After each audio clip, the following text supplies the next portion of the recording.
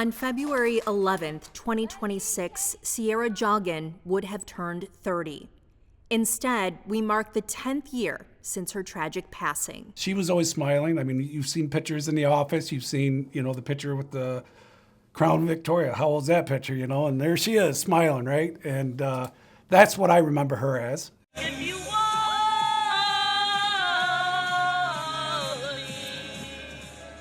And she was vibrant. Rolling, rolling, rolling, rolling, yeah! A compassionate young woman, a junior at the University of Toledo, her kindness, determination, and bright spirit guide our mission every day.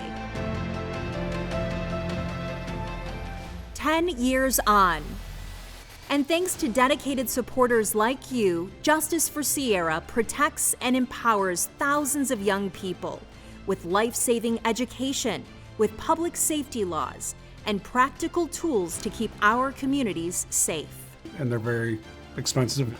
So with a small office like this, obviously the money in the budget to buy things like this is, very, very hard to come by. Fulton County Sheriff Roy Miller was on duty the night C went missing and throughout the search and recovery. He's talking about kid print ID machines, and his department appropriately was the first in Ohio to receive one through our Print and Protect program. In 2025, we provided units to 5 partnering agencies, who then printed 730 kid print IDs. Miller says they make a tremendous difference if things get scary. And dire situation when parents are hectic, and we start asking for questions, pictures, height, weight, and stuff. So, if they have these kid print cards on hand, they can hand those to the officer and they can quickly, get the information they need off there.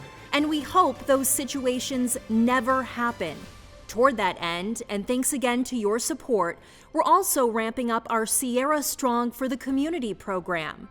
These community and in-school trainings teach practical self-defense and empower young people to be self-aware.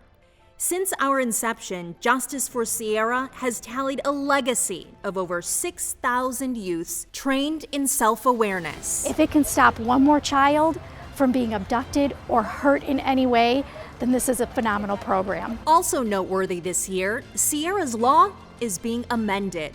The legislation originally passed in 2018 and was sponsored by then Ohio Representative Teresa Gavarone and Senator Randy Gardner.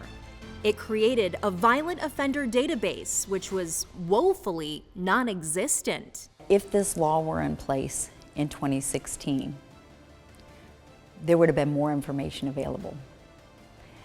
And perhaps this tragedy never would have happened. Once compiled per state law, the data could only be accessed in person at a local sheriff's office. The amendment brought forward by Senator Gavarone will now make that database accessible online to the general public. We're going to make Ohio a much safer place. 10 years on, her life cut tragically short, Sierra's light shines brightly. It shines upon her family, whose determination has created a legacy of self-empowerment. It shines upon us here tonight, whose generosity over the years continues that legacy. And it shines upon who knows how many families that have been spared because of Sierra's legacy.